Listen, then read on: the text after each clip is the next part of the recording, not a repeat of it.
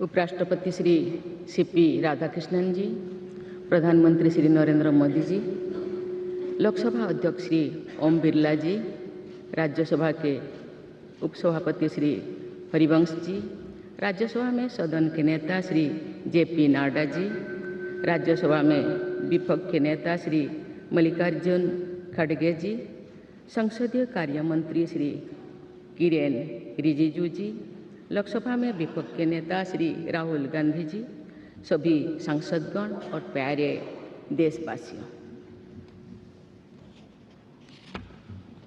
संविधान दिवस के ऐतिहासिक अवसर पर आप सबके बीच आकर मुझे हार्दिक प्रसन्नता हो रही है।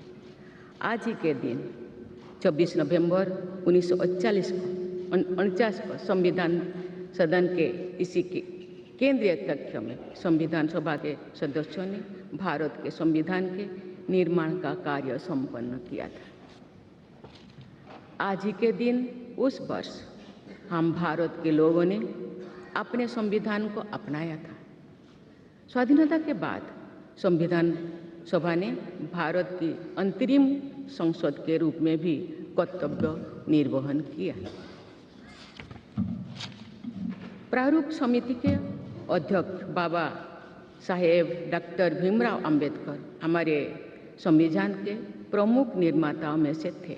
बाबा साहेब की 125वीं जयंती के वर्ष में यानी सन 2015 में 24 नवंबर को प्रतिवर्ष संविधान दिवस के रूप में मनाने का निर्णय लिया गया और निर्णय अत्यंत सार्थक सिद्ध हुआ है। आज के दिन पूरा देश भारतीय लोकतंत्र के आधार हमारे संविधान के प्रति तथा उसके निर्माताओं के प्रति आदर व्यक्त करता है।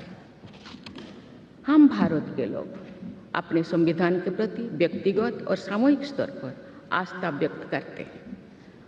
अनेक योजनाओं के माध्यम से देशवासियों को, विशेषकर युवा वर्गों को संवैधानिक आदर्शों से अवगत कराया जाता है। संविधान दिवस से मनाने की परंपरा का शुभारंभ करने और उसे निरंतरता प्रदान करने की जितना भी प्रशंसा की जाए और कम। माननीय सांसदगण संसदीय प्रणाली को अपनाने के पक्ष में संविधान सभा में जो ठोस तर्क दिए गए थे वो आज भी प्रासंगिक है। विश्व के विशालतम लोकतंत्रों में जन आकांक्षाओं को अभिव्यक्त करने वाली भारतीय संसद विश्व के अनेक लोकतंत्र के लिए आज एक उदाहरण के रूप में प्रतिष्ठित है। हमारे संविधान निर्माता चाहते थे कि संविधान के माध्यम से हमारा सामूहिक और व्यक्तिगत स्वाभिमान सुनिश्चित रहे। मुझे ये कहते हुए बहुत प्रसन्नता होती है कि बीते दशक में हमारे संसद ने जन आकांक्षाओं को अभिव्यक्त करने के अत्यंत प्रभावी उदाहरण प्रस्तुत किया है। संविधान निर्माताओं की अपेक्षाओं पर खरा उतरने के लिए मैं आप सभी सांसदों को बहुत बहुत बधाई देती हूँ। साथ ही कृतज्ञ राष्ट्र की ओर से मैं संविधान सभा के परम सम्मानीय सदस्यों की स्मृति में सादर नमन करती हूँ। हमारे संविधान की अंतरात्मा जिन आदर्शों में अभिव्यक्त होती है वो आदर्श है सामाजिक, आर्थिक एवं राजनैतिक न्याय, स्वतंत्रता, समता और बंधुता। मुझे ये देखकर हर्ष होता है कि इन सभी आयामों पर संसद सदस्यों ने संविधान निर्माताओं की परिकल्पनाओं को यथार्थ स्वरूप प्रदान किया है।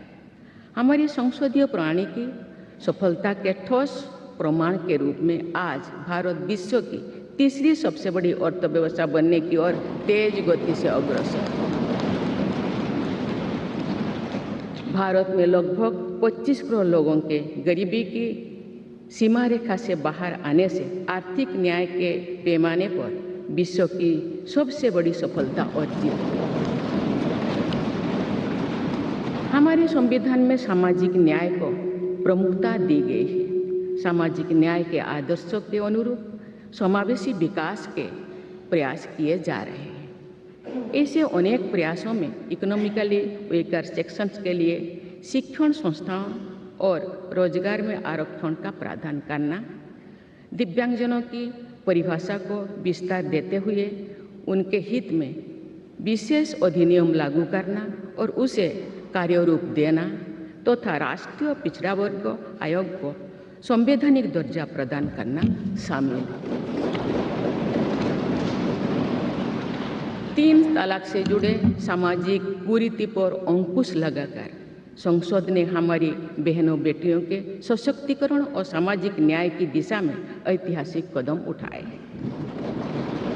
देश के आर्थिक एकीकरण के लिए स्वाधीनता के बाद का सबसे बड़ा टैक्स सुधार गुड्स एंड सर्विसेज टैक्स के रूप में किया गया है।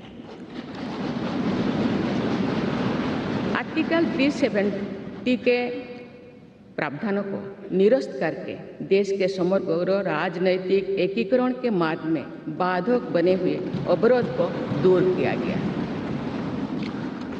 नारी शक्ति बंधन अधिनियम द्वारा वुमेन लीड डेवलपमेंट के एक नए युग आरंभ होगा। नारी शक्ति अर्थात मातृशक्ति के बंधन का हमारे संस्कृति में अत्यंत महत्वपूर्ण स्थान रहा है। इस वर्ष 7 नवंबर से हमारा राष्ट्रगीत वंदे मातरम की रचना के 150 वर्षों पूरी होने के उपलक्ष्य में देशव्यापी स्मरण उत्सव मनाया जा रहा है। ये स्मरण उत्सव भारत माता को समृद्ध, सशक्त और आत्मनिर्भर बनाने का संकल्प का अवसर है। मुझे विश्वास है कि इस राष्ट्रीय संकल्प की सिद्धि के लिए आप सभी सदस्यगण देशवासियों को दिशा और प्रेरणा प्रदान करेंगे। हमारा संविधान हमारी राष्ट्रीय अस्मिता का ग्रंथ है। ये हमारी राष्ट्रीय पहचान का ग्रंथ है।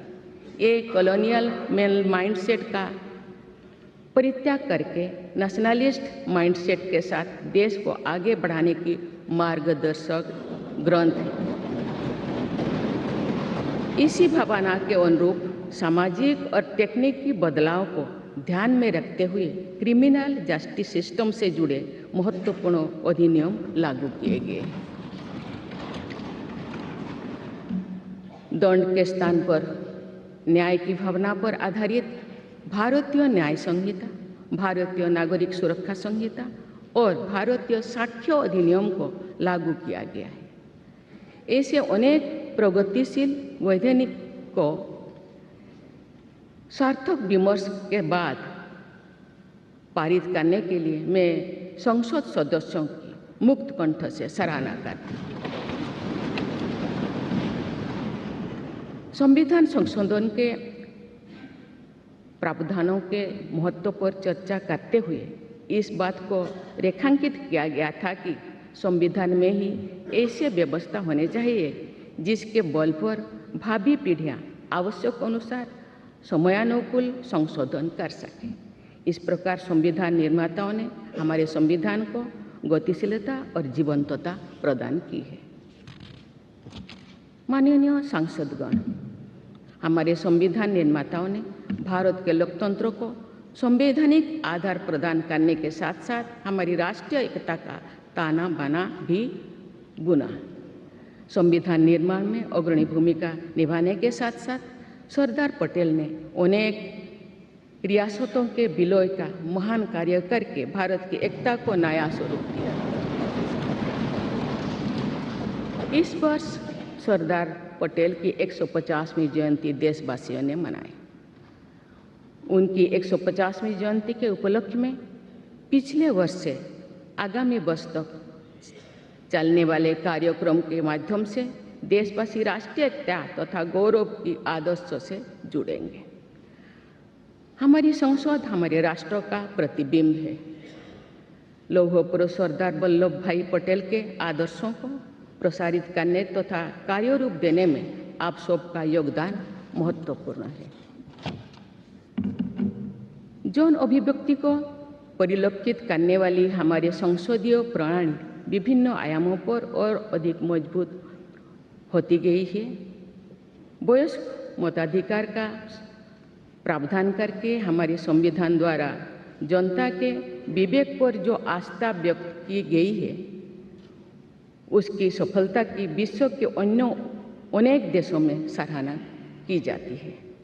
पिछले कुछ वर्षों के दौरान महिला मतदाताओं द्वारा बढ़ चढ़कर मतदान करना हमारी लोकतांत्रिक चेतना को विशेष सामाजिक अभिव्यक्ति देता है। महिला, युवा, गरीब, किसान, अनुसूचित जाति और जनजाति समुदाय के हमारे देशवासी, मिडिल क्लास तथा न्यू मिडिल क्लास के लोग हमारी लोकतांत्रिक प्रणाली को पंचायत से संसद तक मजबूती से दे रहे हैं। हमारी समावेशी लोकतंत्रों में जन जन की भागीदारी को प्रोत्साहित किया जा रहा है। धरती आबा भगवान बिरसा मुंडा की जयंती के दिन जनजातीय गौरव दिवस मनाने की परंपरा शुरू की गई है और उसे बहुआयामी विस्तार दिया जा रहा है। भगवान बिरसा मुंडा की 150वीं जयंती से जुड़े समारोह देश भर में वर्षों पर्यंत आयोजित हुई। विरासत और विकास को जोड़ने वाली जनजातीय परंपराओं का संरक्षण और संवर्धन किया जा रहा है। संवैधानिक आदर्शों में निहित सर्वसमावेशी दृष्टि हमारी शासन व्यवस्था को दिशा प्रदान करती है। हमारे संविधान में निहित नीति निर्देशक तत्व हमारी शासन व्यवस्था के लिए मार्गदर्शन प्रदान करते हैं।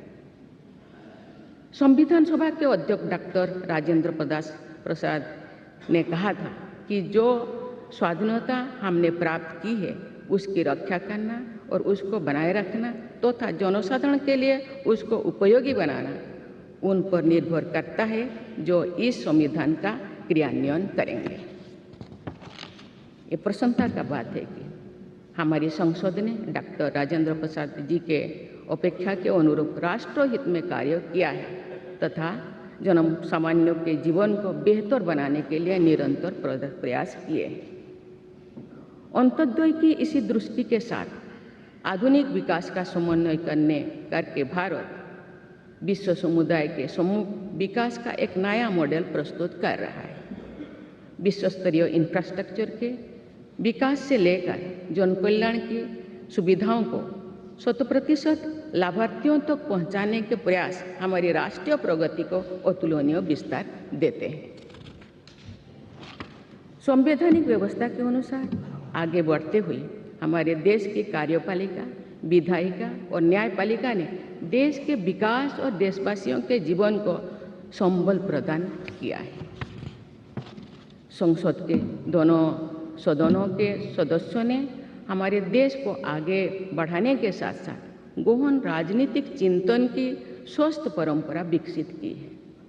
आने वाली कालखंड में जो विभिन्न लोकतंत्रों और संविधानों का तुलनात्मक अध्ययन किया जाएगा तो भारतीय लोकतंत्र और संविधान का विवरण स्वर्णाक्षर में किया जाएगा।